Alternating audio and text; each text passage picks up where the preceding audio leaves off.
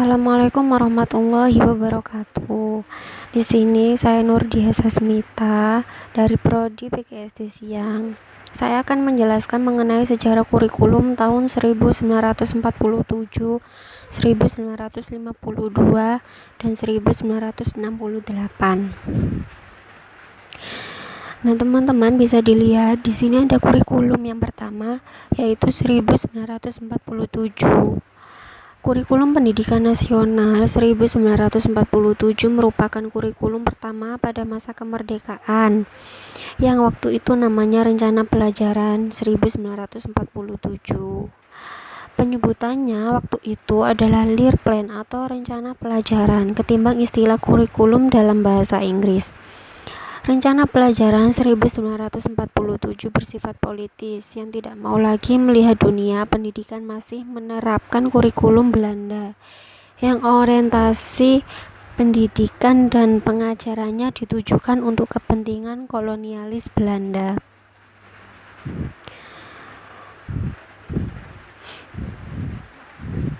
Nah, di sini kurikulum pendidikan nasional 1947 lebih mengutamakan pendidikan watak, kesadaran bernegara dan bermasyarakat daripada pendidikan pikiran. Materi pelajaran ini dihubungkan dengan kejadian sehari-hari, perhatian terhadap kesenian, dan pendidikan jasmani. Nah, di sini pada saat itu menekankan pada cara guru mengajar dan cara murid mempelajari. Misalnya, pelajaran bahasa mengajarkan bagaimana cara bercakap-cakap, membaca dan menulis. Ilmu alam mengajarkan bagaimana proses kejadian sehari-hari, bagaimana mempergunakan berbagai perkakas seperti pompa, timbangan, manfaat besi, dan menyelidiki berbagai peristiwa sehari-hari. Misalnya, mengapa lokomotif diisi air dan kayu, mengapa nelayan melaut pada malam hari, dan bagaimana menyambung kabel listrik. Seperti itu.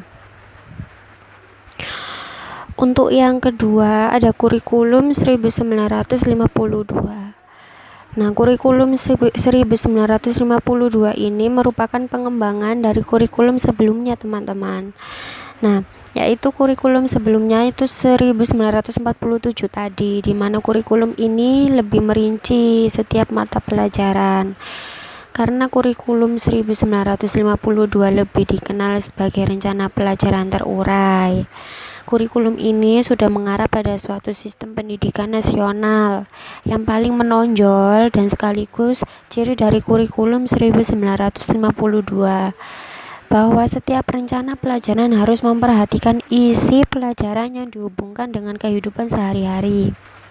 Dengan kata lain, pendekatan kontekstual dalam pembelajaran sudah digunakan pada masa tersebut. Nah, mata pelajaran yang ada pada kurikulum 1952 yakni untuk jenjang sekolah rakyat atau yang sekarang lebih dikenal dengan sekolah dasar menurut rencana pelajaran 1947 adalah sebagai berikut. Ini maksudnya 1947 itu masih mengikuti ya. Jadi 1952 itu lebih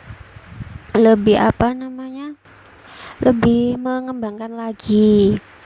Nah, di sini ada bahasa Indonesia, ada bahasa daerah, ada berhitung, ada ilmu alam, ada ilmu hayat, ada ilmu bumi, ada sejarah, ada menggambar, ada menulis, ada seni suara, ada pekerjaan tangan, ada pekerjaan kepurtian, ada gerak badan, ada kebersihan dan kesehatan, ada didikan budi pekerti, ada pendidikan agama.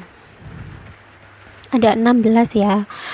Nah, di sini pada perkembangannya rencana pelajaran lebih dirinci lagi setiap pelajarannya yang dikenal dengan istilah rencana pelajaran terurai 1952.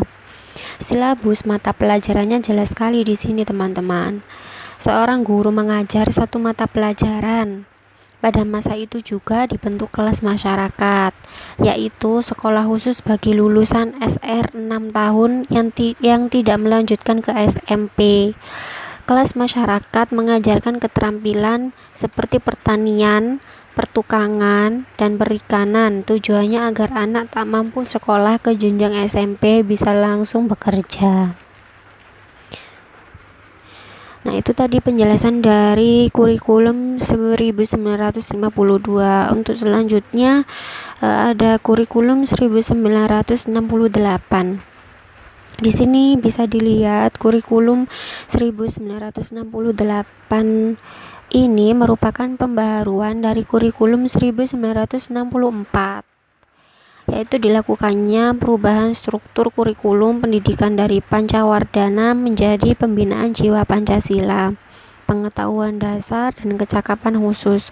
Kurikulum 1968 ini merupakan perwujudan dari perubahan orientasi pada pelaksanaan Undang-Undang Dasar 1945 secara murni dan konsekuen. Dari segi tujuan pendidikan, kurikulum 1968 ini bertujuan bahwa pendidikan ditekankan pada upaya untuk membentuk manusia Pancasila sejati, kuat dan sehat jasmani, mempertinggi kecerdasan dan keterampilan jasmani, moral, budi pekerti, dan keyakinan beragama. Isi pendidikan diarahkan pada kegiatan mempertinggi kecerdasan dan keterampilan, serta mengembangkan fisik yang sehat dan kuat. Nah, maksud dari kurikulum ini ditandai dengan pendekatan pengorganisasian materi pelajaran dengan pengelompokan suatu pelajaran yang berbeda, yang dilakukan secara korelasional, yaitu mata pelajaran yang satu dikorelasikan dengan mata pelajaran yang lainnya. Walaupun batas demarkasi antar mata pelajaran masih terlihat jelas, muatan materi masing-masing pada pelajaran masih bersifat teoritis dan belum terikat erat dengan keadaan nyata dalam lingkungan sekitar teman-teman. Pengorganisasian mata pelajaran secara korelasional itu berangsur-angsur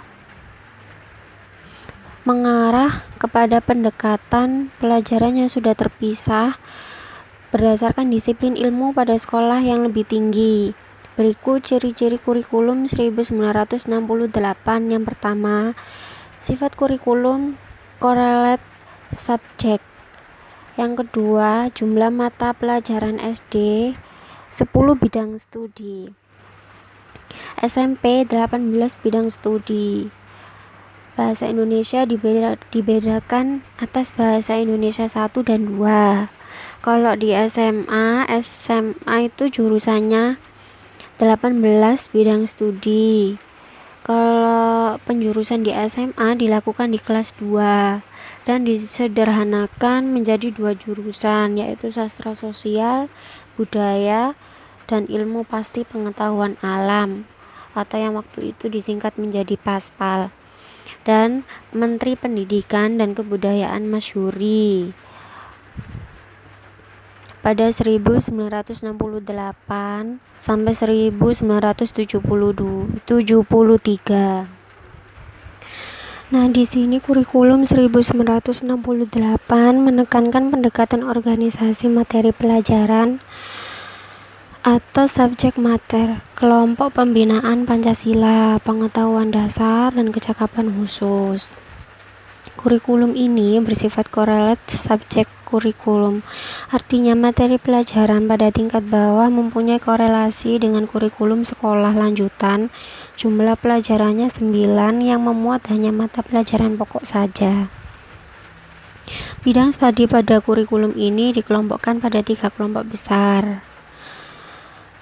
Ada pembinaan Pancasila, ada pengetahuan dasar, dan ada kecakapan khusus. Kurikulum 1968 ini sebagai kurikulum bulat, yaitu hanya memuat mata pelajaran pokok-pokok saja.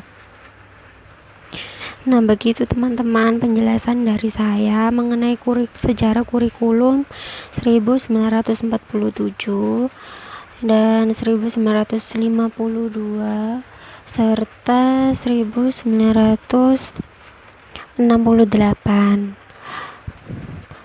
Sekian presentasi dari saya. Apabila ada perkataan yang kurang berkenan, saya mohon maaf. Wassalamualaikum warahmatullahi wabarakatuh. Terima kasih.